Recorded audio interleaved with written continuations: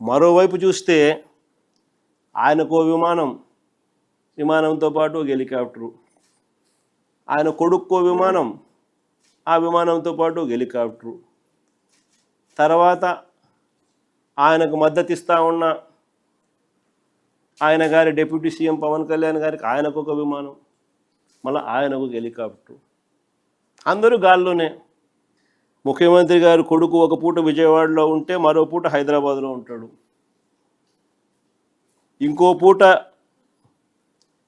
ఈ కొడుకు cricket match కోసం పక్క దేశం వెళ్ళి కొలంబోలో మ్యాచ్ చూస్తాడు రాత్రికి, మరుసటి రోజు ఉదయం మళ్ళీ విజయవాడలో ఉంటాడు, మళ్ళీ ఆ సాయంత్రం విజయవాడ నుంచి ఢిల్లీకి పోతాడు.